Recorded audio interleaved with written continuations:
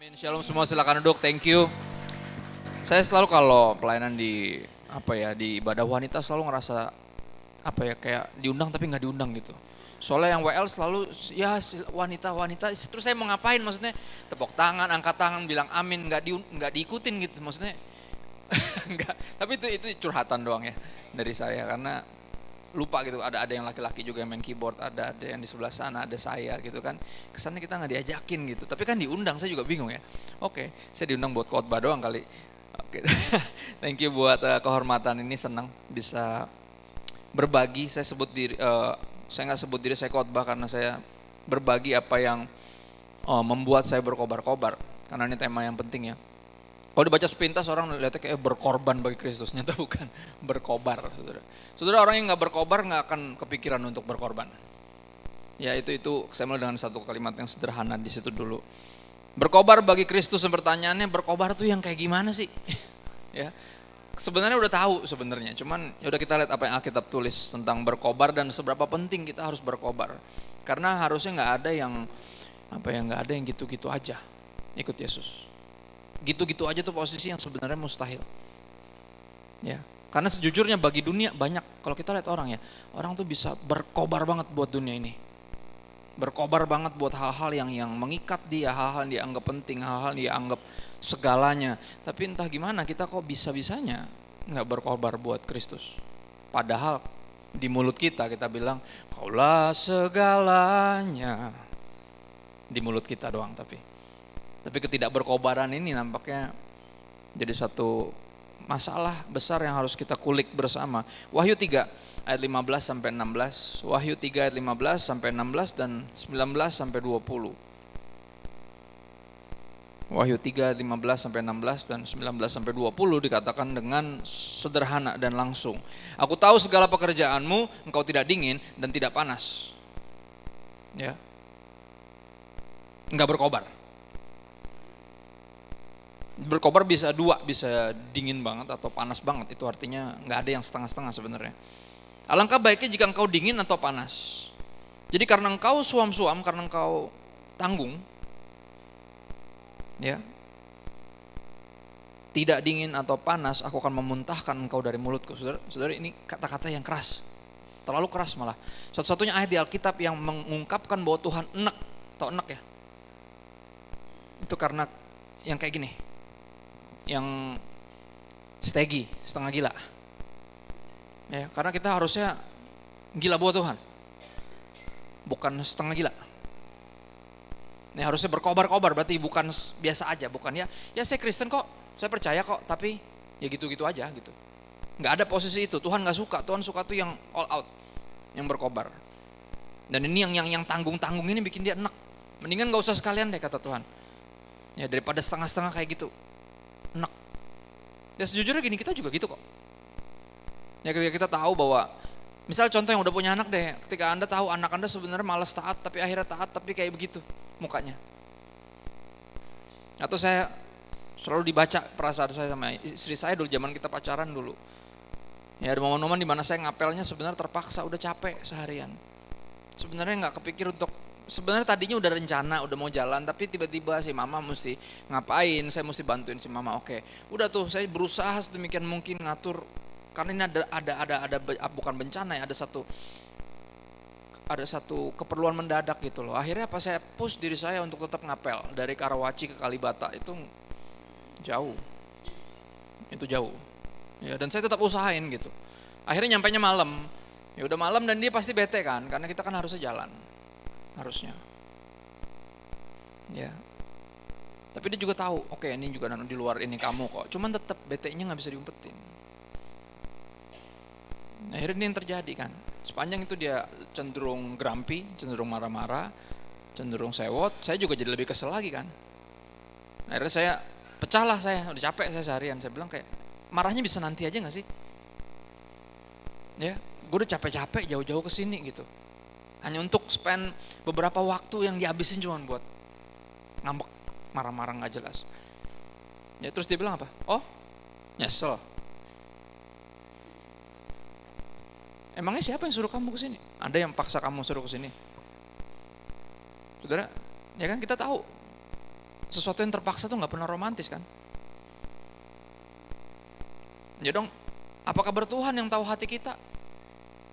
Yang kita nggak kelihatan bete aja, Tuhan tahu kok persis hatinya sebenarnya males.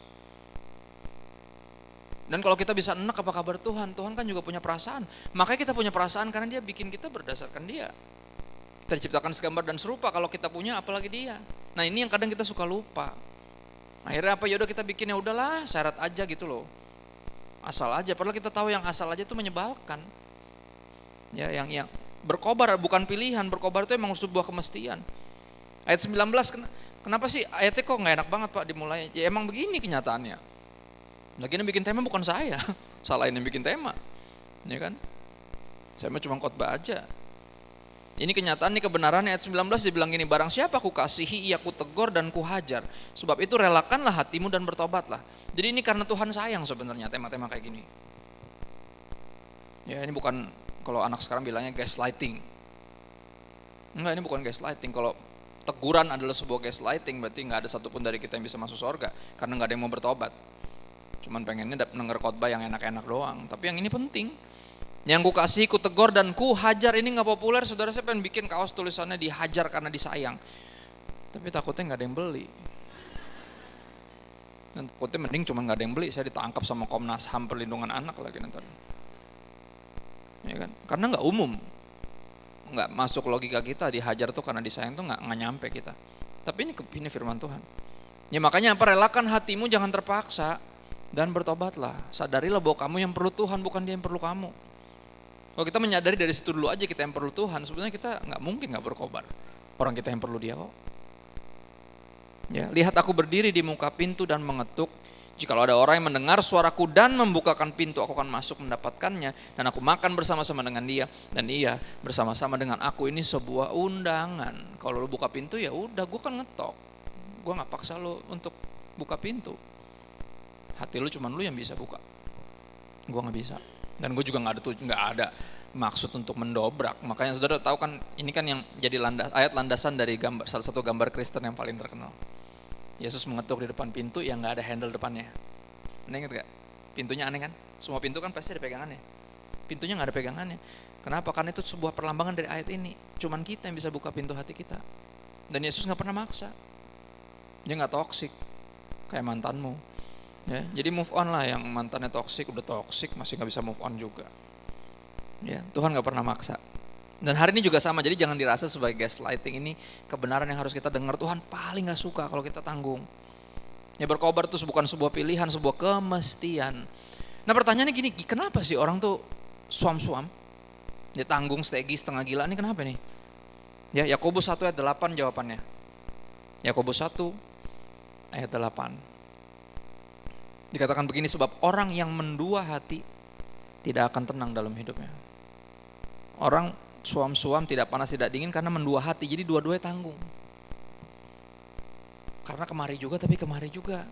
Padahal kata Yesus nggak bisa seorang mengabdi kepada dua tuan. Makanya apa, orang Kristen nggak boleh bucin.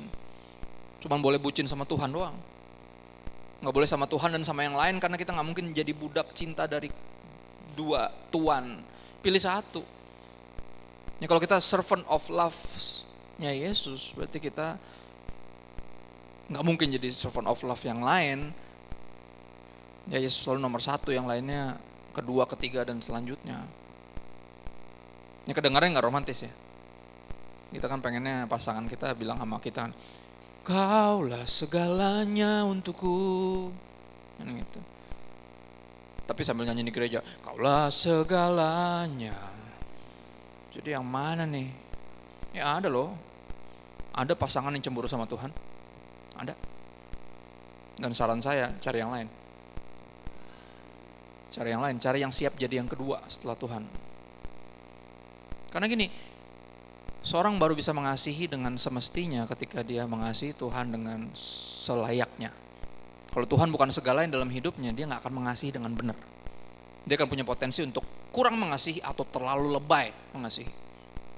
Cinta yang berlebihan itu merusak yang dicintai. Ya. Cari yang sungguh-sungguh mengasihi Tuhan, dan dia akan mengasihimu dengan semestinya, sepantasnya. nggak lebay. Ya, ini masalahnya. Kita nih suam-suam kuku karena mendua hati dan nggak akan ada ketenangan pasti. Karena kita tahu Tuhan nggak suka setengah-setengah. Tuhan maunya kita berkobar. Ya saya juga tahu Pak. Kan gitu. Jadi masalahnya kita udah tahu nih sekarang ya. Masalahnya apa? Banyak kan kita mendua hati. Kita menginginkan Tuhan tapi di saat yang sama juga menginginkan dunia ini. Ya, itu yang bikin kita akhirnya nggak pernah tenang karena dualisme itu.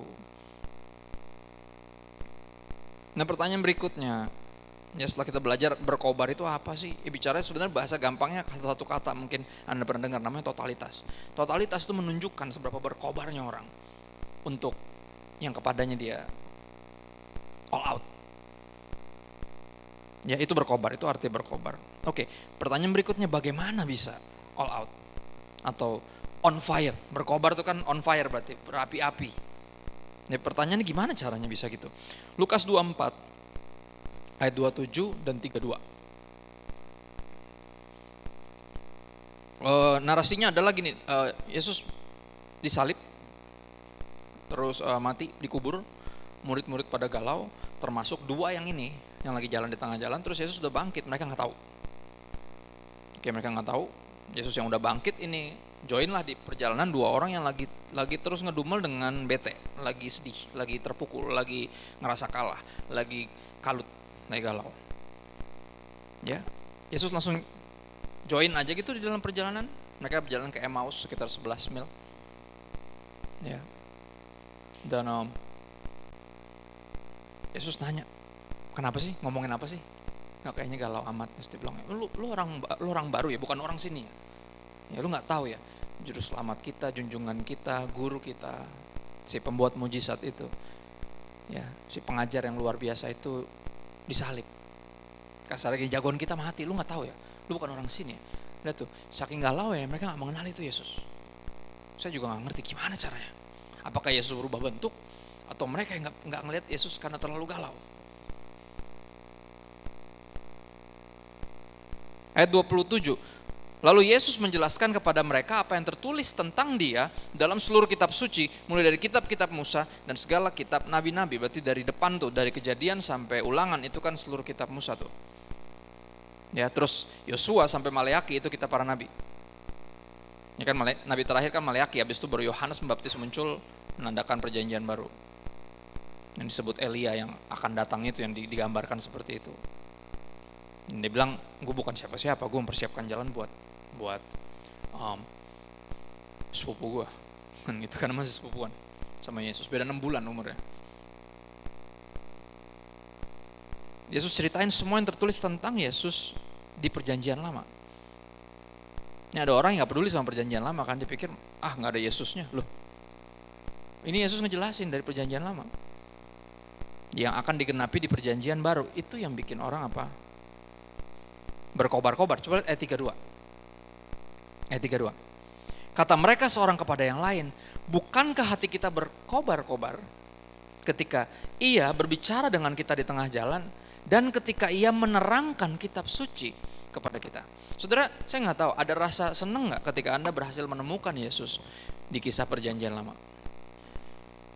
Ketika Anda akhirnya menyadari kayak, wow, dia itu Ishak yang memikul kayu bakarnya sendiri yang buat dia dikorbankan ya, naik ke atas gunung itu. Oh, itu kayak Yesus lagi mikul salib sampai ke Golgota ya.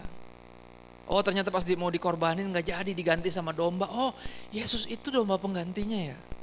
Gitu. Ada yang rasa seneng nggak berkobar-kobar? Harusnya ada.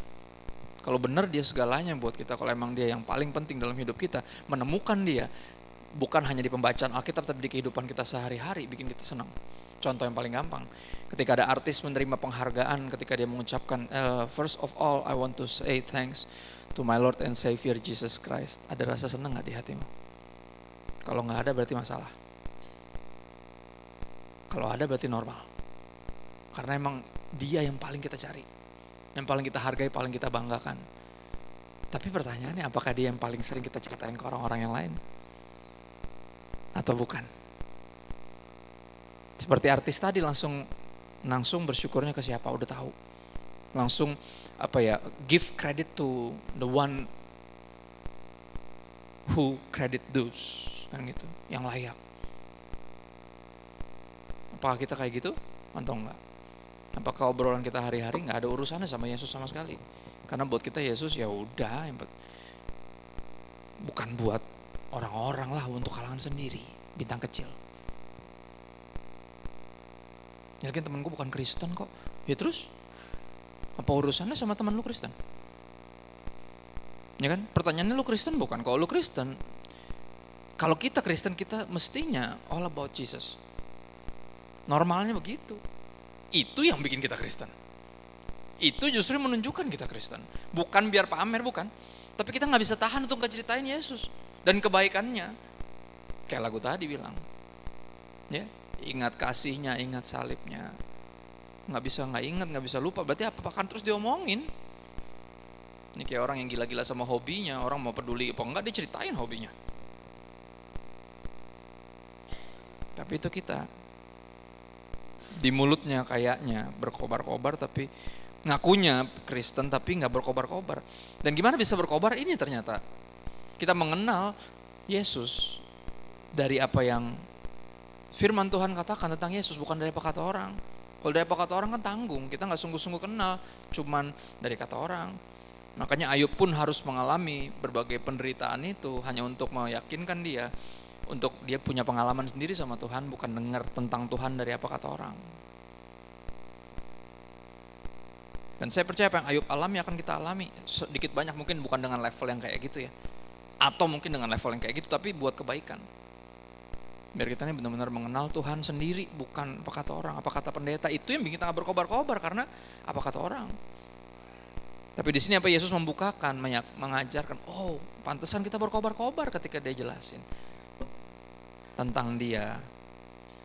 Karena di perjanjian lama adalah sebuah nubuatan, ratusan nubuatan tentang Yesus yang digenapi dalam diri Yesus. Jadi apa sesuatu yang dijanjikan dan ditepati, makanya berkobar-kobar. Anda menyadari gak bahwa Yesuslah berkat kita, bahwa Yesuslah harta kita, bahwa Yesuslah segalanya. Kalau kita gak menyadari hal itu, kita kelewatan. Karena segala sesuatunya itu tentang dia. It's all about Jesus. Dan kalau masih ada yang lain, itu yang bikin kita suam-suam kuku, karena mendua hati. Kita masih anggap Yesus bukan siapa-siapa. Tapi kalau kita anggap Yesus, kita percaya Yesus Tuhan karena mengenal dia, akan sangat berbeda. Saudara, kata on fire atau bersemangat atau antusias berasal dari bahasa Latin sebenarnya. Dalam bahasa Inggris namanya enthusiasm, antusiasme. Ini berasal dari dua kata Latin yang digabung, en sama theos. En itu di dalam, theos itu Tuhan. Interesting. Artinya apa? Kita gak mungkin bisa berkobar-kobar kalau gak sungguh-sungguh di dalam Tuhan. Bahasa Kristennya seperti itu. Apa artinya sungguh-sungguh di dalam Tuhan? Ke gereja kayak gini, jam 10 hari Rabu pagi, ya kan? Ini kan lebih radikal dari yang lain dong. Yang lain kan umum paling lagi di rumah, ya lanjut masak atau lanjut tidur lagi. Ada yang lanjut tidur lagi, ya nungguin anak pulang sekolah nanti baru jemput. Tapi yang kayak gini kan udah radikal banget nih, kayaknya udah berkobar-kobar banget nih. Apakah ini artinya atau lebih dari ini? Yohanes 15, kita kesana, kita akan lihat apa artinya di dalam Tuhan, sungguh-sungguh dalam Tuhan. Dan baca Alkitab aja ya, karena apa kata Tuhan yang paling penting. Harusnya dia yang bikin kita berkobar-kobar, bukan saya. Yohanes 15 ayat 5 dan 7. Ya, saya menyadari saya kurang ganteng, saudara. It's okay. Ya, pembicara ibadah wanita biasanya ganteng-ganteng. Jadi berkobar-kobar duluan ibu-ibunya. Wah, cakep nih beritanya, kan gitu. Gagal fokus. Cari yang biasa aja, saudara. Cari yang benar-benar yang penting firmannya, itu kan yang paling penting. Ya. Yohanes 15 ayat 5 dan 7. Akulah pohon anggur dan kamulah ranting-rantingnya. Anda pasti tahu ayat ini. Barang siapa tinggal dalam aku, ini dia, di dalam Tuhan, sungguh-sungguh di dalam Tuhan, dan aku dalam dia, berarti saling. Berapa banyak yang saling atau semuanya satu arah? Ya. Apakah Tuhan sungguh-sungguh di dalam Anda? Bukan hanya Anda di dalam Tuhan. Anda dalam Tuhan tuh kayak gini loh. Kita gereja, kita pelayanan, Gitu. Itu kita di dalam Tuhan, tapi dia di dalam kita nggak? Atau bahasa gampangnya, dia punya kebagian tempat nggak di dalam kita? Nah, karena hati ini dipenuhi macam-macam berhala. John Calvin bilang hati manusia itu kayak pabrik berhala. Pabrik berarti yang menghasilkan berhala. Segala sesuatu yang kita suka dengan sangat mudah kita ubah jadi segalanya di pabrik berhala ini. Makanya akhirnya apa? Sering kali dia nggak dapat tempat. Bahasa Manadonya tuh supono, udah penuh. Supono kan sama orang, bukan? Artinya udah penuh. Ya. Kalau udah penuh biasanya nggak muat lagi, mau dimasukin apa juga. Nah, seringkali itu yang terjadi. Aku ingin begini, aku ingin begitu, ingin ini, ingin itu banyak sekali. Udah nggak muat, jadi Yesusnya udah nggak muat, udah penuh sama keinginan-keinginan dan hal-hal yang kita anggap segalanya. Ya makanya ayatnya bilang apa? Barang siapa tinggal dalam aku dan aku dalam dia, artinya saling. Bukan cuman kamu di dalam saya, tapi saya mendapat tempat di dalam kamu. Ia berbuah banyak. Sebab apa? Di luar aku, kamu tidak dapat berbuat apa-apa.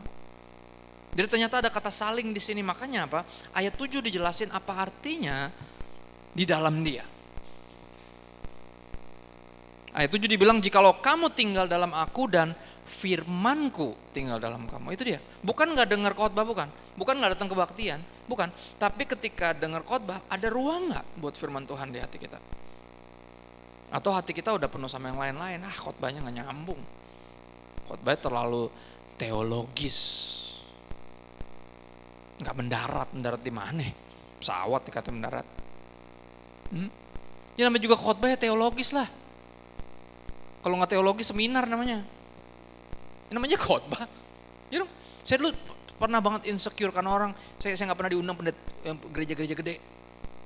Orang bilang karena khotbah lu tuh terlalu teologis bro, terlalu ngawang-ngawang. Saya pernah minder tuh. Saya pikir apa iya ya? Khotbahnya terlalu doktrinal, terlalu teologis. Udah sih khotbah yang umum-umum aja lah, biar diundang. Akhirnya Roh Kudus gak arahin saya ke sana. Semakin saya baca Alkitab, khotbah saya malah makin teologis. Ya, akhirnya saya menyadari yang salah bukan khotbahnya, yang salah sebenarnya pendengarnya. Ya dong. Gak ada khotbah yang terlalu sorgawi, gak ada. Adanya pendengar yang terlalu duniawi. Ya kan? Dibilang kayak gitu. Hal-hal yang penting bagi roh biasanya gak menarik bagi daging. Karena keinginannya berbeda, berlawanan. Jadi masuk akal kenapa ketika udah mulai ngomongin yang Yesus, yang berfokus kepada Yesus, kita mulai shutdown. Kenapa? Karena gak terlalu tertarik, Pak. Iya Yesus mati buat gue, iya. Tapi gue masih jomblo nih. Udah umur berapa? Udah mau expired date ini. Expired date emang situ sih susu. Lihat gak? Ketika udah mulai ngomongin yang Yesus dan pengorbanannya, kita udah mulai shutdown karena kita pikir gak kepake yang kayak gituan. Ya, nah itu masalahnya. Tapi Yesus gak mundur. Yesus ceritain tentang dia di sepanjang perjanjian lama. Dia ungkapkan siapa dia itu yang dijanjikan itu. Bukan yang lain-lain, bukan seluruh dunia yang dijanjikan sama Tuhan, tapi Yesus.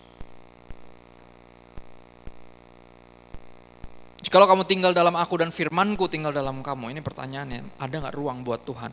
Firman Tuhan di dalam kita. Mintalah apa saja yang kamu kehendaki, kamu akan menerimanya. Kenapa? Ayat ini kayaknya, itu Pak boleh minta apa aja katanya. Saudara, kenapa ketika kita dalam Tuhan dan firman-Nya tinggal di sini, kita bisa minta apa aja dan dikasih? Karena ini yang terjadi ketika firman Tuhan tinggal dalam kita. Apa yang kita pengen, sama kayak yang Tuhan mau. Itu gunanya kita baca kitab sungguh-sungguh. Kita masukin sungguh-sungguh firman-Nya ke sini.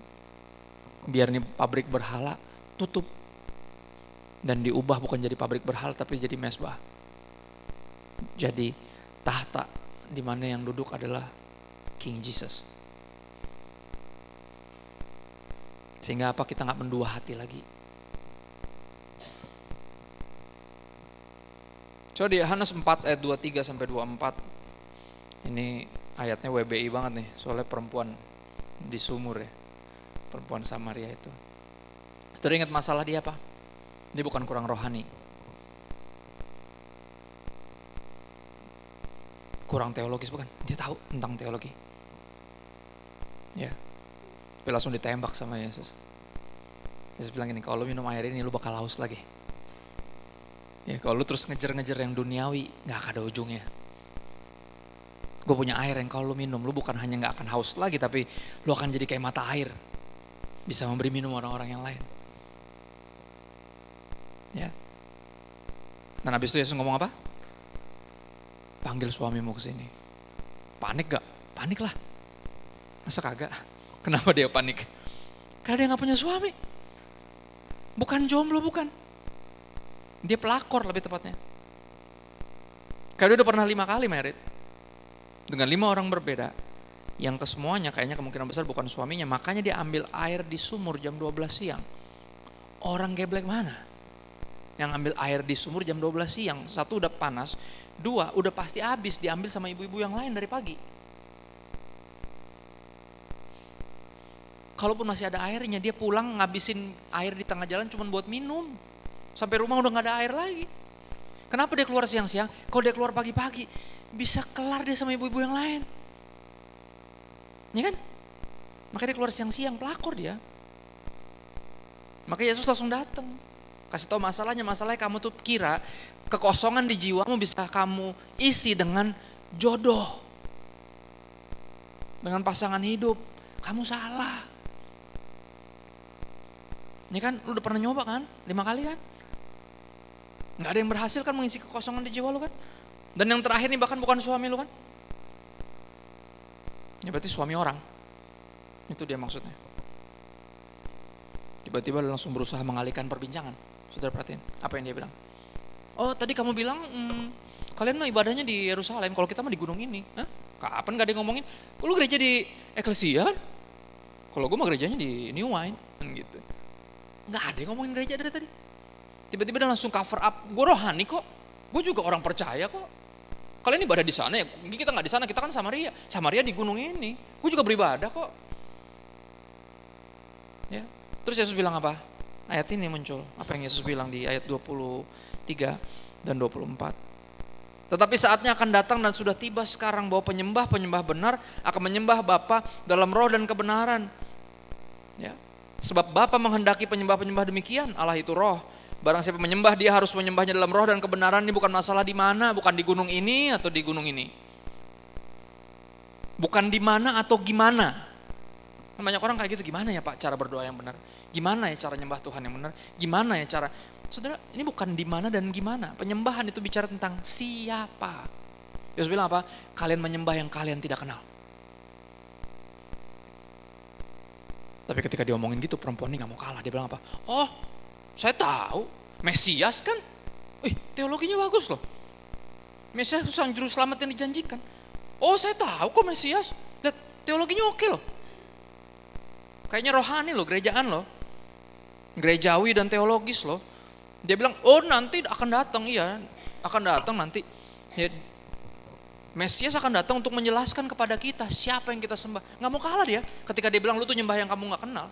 Lu tuh cuman religius, lu tuh agamawi. Gak sungguh-sungguh rohani. Gak terima dia. Langsung dia jelasin kenapa. Gue tahu kok tentang Mesias. Teologinya bagus. Tapi pelakor. Pelakornya dia menjelaskan. Dia gak berkobar-kobar buat Tuhan.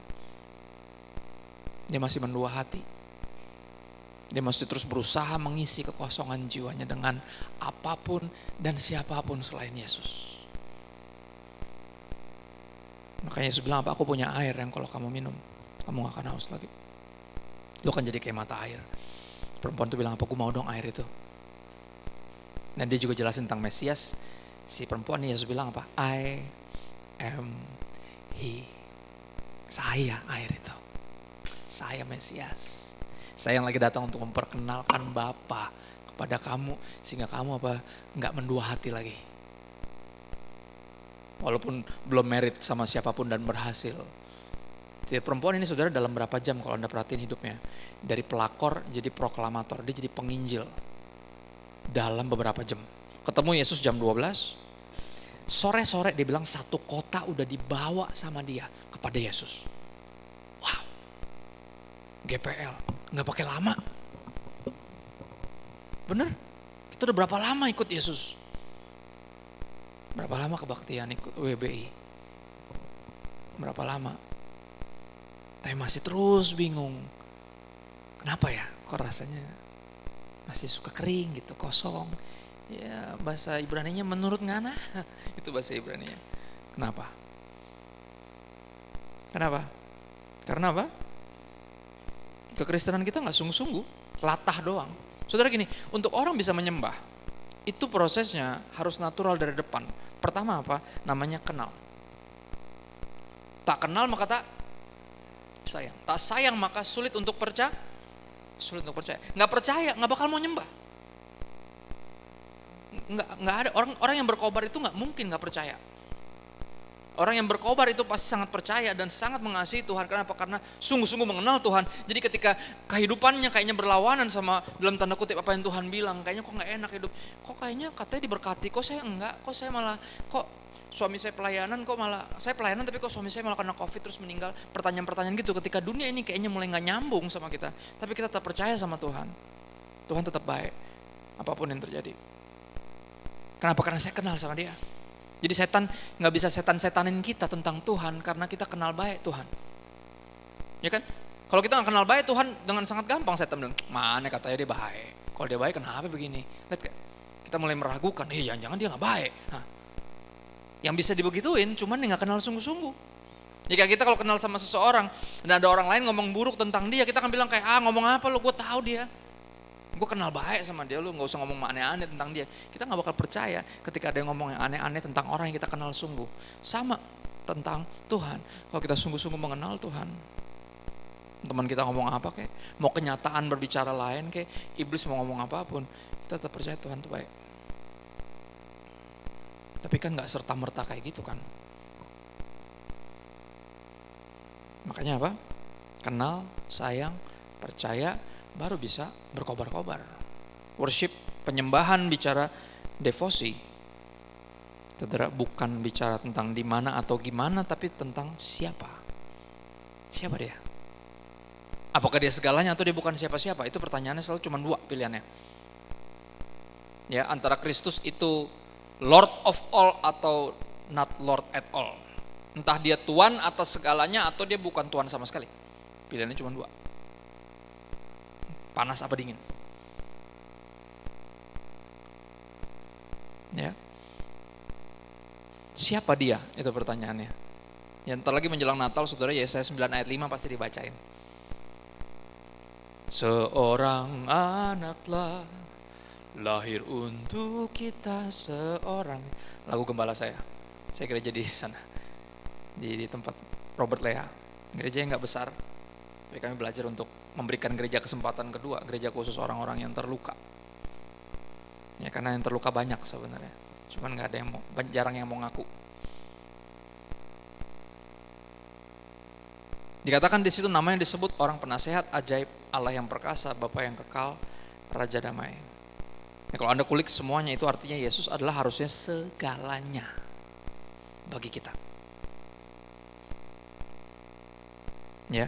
Kita punya penasehat ajaib, artinya dalam hidup ini kita gak akan pernah kehabisan hikmat, karena pasti ada yang ngasih tahu. Dan nasihatnya ajaib, kenapa? Ketika kita ikutin nasihatnya atau perintahnya atau larangannya kita taati, keajaiban mulai terjadi dalam hidup kita. Berikutnya dia apa? Allah yang perkasa, artinya apa? Kita gak perlu belain dia. Kita gak perlu bikin front pembela Kristus. Enggak, Kristus yang belain kita. Ya, karena dia Allah yang perkasa dan gak ada yang bisa macam-macam sama dia. Kalau dia di pihak kita, siapa lawan kita? Gak perlu takut kita. Dan gak perlu tergoda untuk pindah tim. Cuman orang bodoh yang pindah tim ke yang tim yang udah pasti kalah. Saudara, timnya kan cuma dua, Kristen sama antikristus. Kalau Anda udah baca kitab Wahyu sampai ujung, Anda akan tahu tim mana yang pasti menang. Kristen, Kristus. Kalau udah tahu, gak bakal pindah tim. Bener. Apapun godaannya. Cuman banyak yang belum tahu.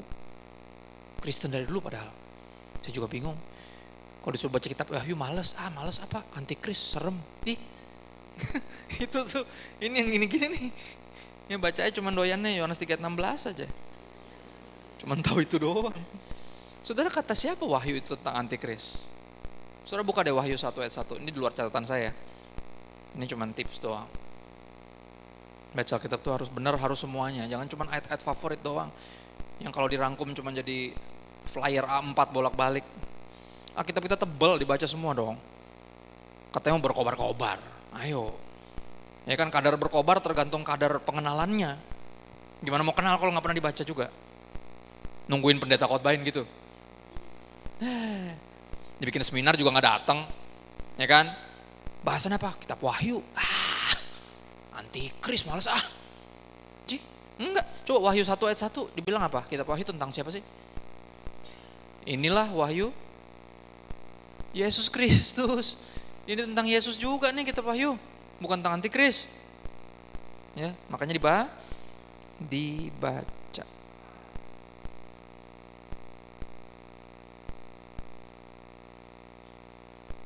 Kita balik lagi ya. Kayak tadi. Dia juga Bapak yang kekal, saudara, ini menarik. Ya, gak sedikit dari kita yang berasal dari keluarga broken home. Dan ini jadi jawaban. Kenapa? Karena mungkin Bapak kita gak jelas. Tapi Bapak di sorga. Kita punya Bapak di sorga. Yang berapa dari kita bahkan gak tahu siapa Bapak kita. Gak penting. Yang penting kita kenal siapa Bapak kita. Dan itu akan merubah hidup kita. Sungguh-sungguh merubah hidup kita.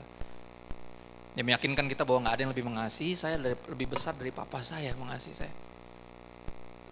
Dan berikut yang terakhir, dia Raja Damai. Artinya ketika Kristus Raja dalam hidup kita, pasti baru ada kedamaian. Kalau enggak, kita akan berusaha jadi raja atas hidup kita sendiri.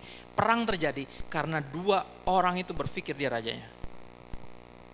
Dua pemimpin antara negara atau apapun yang lagi perang, siapapun lagi berantem, itu terjadi karena mereka berpikir masing-masing, ini mesti sesuai sama yang gue mau. Enggak bisa sesuai sama yang gue mau. Akhirnya berantem. Ya, pernikahan contohnya. Ketika kita nggak kompak menyadari bahwa ini bukan tentang kita, ini tentang Yesus, berantem terus. Tapi ketika menyadari, bahkan lagi berantem, di tengah-tengah lagi berantem, lagi berargumen, ketika sadar, hei, jangan lupa ini bukan tentang kita loh. Oh iya, sorry ya, tadi aku maksain kehendak aku. Iya, aku juga. Baru bisa berhenti. Kalau enggak, sampai Tuhan Yesus datang, berantem terus.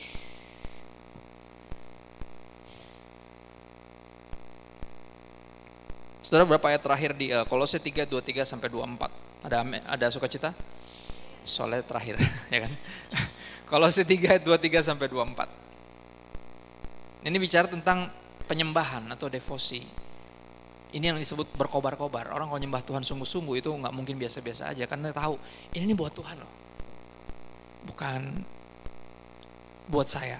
Ini tentang Tuhan loh, bukan tentang saya.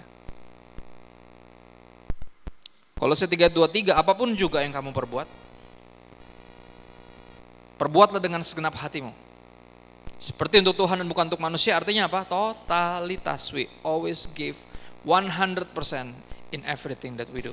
Kita selalu berikan segalanya, kita berkobar, all out. Karena tahu ini buat Tuhan. Karena tahu kau yang layak, kau layak disembah, ditinggikan. Ya. Kita tahu dia yang layak, makanya apa? Kita berikannya enggak setengah-setengah. Tahu dia yang layak menerima segalanya. All out. Apapun juga yang kamu perbuat, berarti bukan cuman yang bentuknya kebaktian kayak gini, yang bentuknya gerejawi, agamawi, tapi semuanya. Nganterin anak sekolah, ya kan, nidurin anakku baru lahir minggu lalu yang ketiga, istriku lagi tidur nggak tidur, kasihan. Ya saya harus tidur, kenapa? Karena saya gini, ini yang saya lakukan. Tadi pagi saya antar anak sekolah, siapin 2 anak berarti sekolah, antar pelayanan, habis ini kampus, kuliah, habis kuliah baru pulang, lanjut temenin begadang istri. Ya, kemarin kita tidur bareng di satu kamar, akhirnya dia menyadari kayaknya susah kalau kayak gini, kamu kurang tidur, ya nanti nggak bisa yang bantuin yang lain, aku juga kurang tidur karena harus nyusuin. Akhirnya dia putuskan dalam dua hari ini, dia putus, udah kamu tidur sama anak-anak, biar aku di sini. Jadi dia bisa nyusuinnya sambil tidur, dia bisa pindah kanan kiri. Kalau enggak saya tiap kali dia pindah saya mesti bangun, pindah lagi. Itu yang terjadi. Ya. Dan dia bilang udah biar aku aja yang kayak gini. Kalau dulu anak pertama kedua karena dia nggak kuat begadang, saya yang begadang. Ini yang terjadi. Setiap nyusuin karena takut tidur terus ketiban, oke? Ini yang terjadi. Dia duduk, dia nyusuin, dia tidur, saya tahanin badannya. Itu yang saya lakukan. Pagi-paginya berangkat kantor. Itu yang kami lakukan dari dulu, makanya habis merit turun 11 kilo badannya. Dua-duanya. Karena ngurus semuanya sendiri. Tapi saya percaya ini rumah tangga, bukan rumah makan. Jadi artinya kita di sini kita melayani bersama. Kita yang bangun bersama. Nggak ada job desk-nya ini, job desk itu, nggak ada. Ya kalau ada yang bisa saya lakukan, saya lakukan. Kalau ada yang bisa dia lakukan, dia lakukan. Dan kita nggak pernah segan untuk minta tolong. Walaupun rasanya itu bukan job desk. Karena nggak ada job desk, ini bukan perusahaan. Ya, kita ini bersama-sama di sini. Ya tapi ini yang saya belajar dari dia. 13 tahun bareng ya, 13 tahun artinya pernikahan kami. Kenal dia udah temenan 2 tahun, pacaran 3 tahun. Tambah 13. Ya 17. Berapa sih mat saya jelek? 18. Ini yang saya belajar dari dia dari 18 tahun. Ya, saya diajarin satu hal yang gak saya dapat di sekolah Alkitab. Bahwa gini, nganterin anak sekolah itu gak lebih rohani, gak kalah rohani daripada khotbah di mimbar. Itu yang saya belajar dari dia. Jadi saya ketika baca Kolose 3 ini saya ngerti, dalam segala hal saya mesti menganggapnya ini sebagai worship. Jadi saya berkobar-kobar dalam segalanya karena tahu ini buat Tuhan. Saya ini hamba Tuhan. Ayat 24, ayat terakhirnya coba lihat.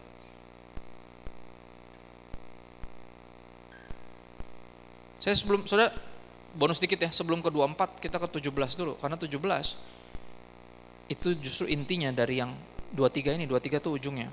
17 bilang ini, dan segala sesuatu yang kamu lakukan dengan perkataan atau perbuatan, semua yang kita lakukan dengan semuanya itu dalam nama Tuhan Yesus, sambil mengucap syukur oleh Yesus kepada Allah Bapa kita. Ya, baru 18 apa? Istri tunduk sama suami, oke? Suami mengasihi istri, apapun yang terjadi. Anak-anak taat sama orang tua jagain hati anak-anaknya. Ya, karyawan nurut sama bosnya. Baru ayat 23. Apapun juga. Berarti itu semua kegiatan kita tiap hari. Apapun profesi kita. Ya. Lakukanlah semua dengan segenap hati seperti untuk Tuhan, bukan untuk manusia. Kenapa?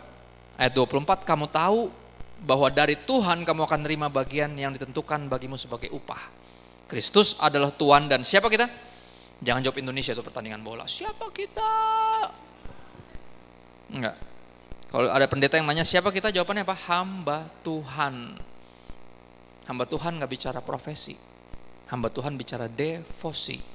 Untuk siapa kita melakukan yang kita lakukan.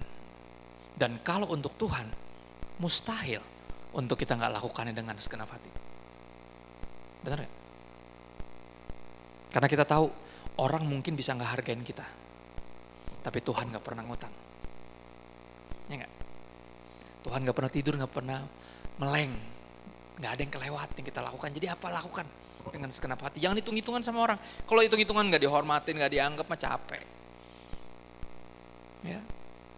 Tapi gini, kita kan bukan budak manusia. Kita hamba Tuhan kan. Ya. Saya tutup dengan satu kalimat sederhana. Kita gak akan berkobar-kobar dalam melakukan apapun kalau kita tidak melakukannya buat Tuhan. Dan jujur kita gak akan melakukan apa-apa untuk Yesus kalau Yesus bukan siapa-siapa buat kita. Ya, berkobar bagi Kristus artinya mesti mengenal dulu siapa Kristus. Kalau dia segalanya, kita pasti berkobar-kobar buat dia. Ya, ini sesuatu yang sederhana harusnya. Ya, ini undangan untuk ayo. Jangan cuman ritualistik, cuman formalitas. No. Masuk lebih dalam lagi. Ayo. Nah, kenali Tuhan sungguh-sungguh lewat firman Tuhan.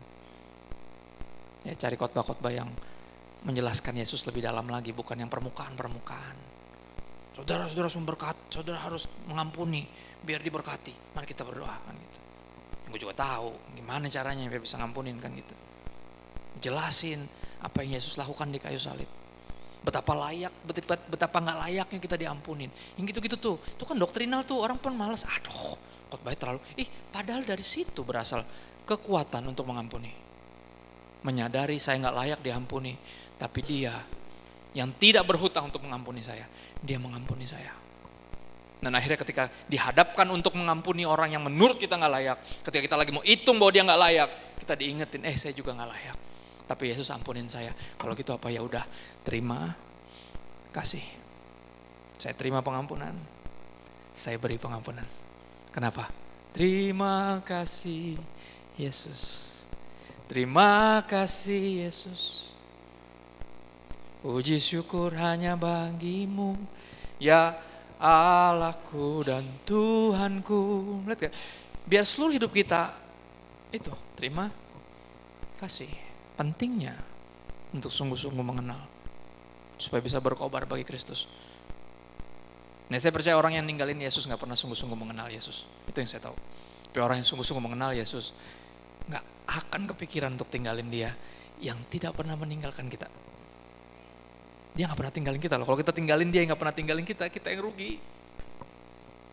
Ya, kita berdoa bentar yuk.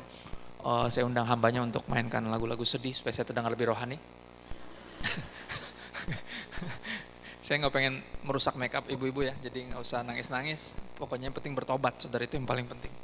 Ya, kalau selama ini cuman formalitas kayak si perempuan yang ambil air di sumur itu, masalah saya gereja kok, saya tahu kok tentang, enggak, saudara, ada undangan lebih dalam untuk mengenal sungguh-sungguh siapa Dia, sehingga kita bisa mengenal Dia dalam apa?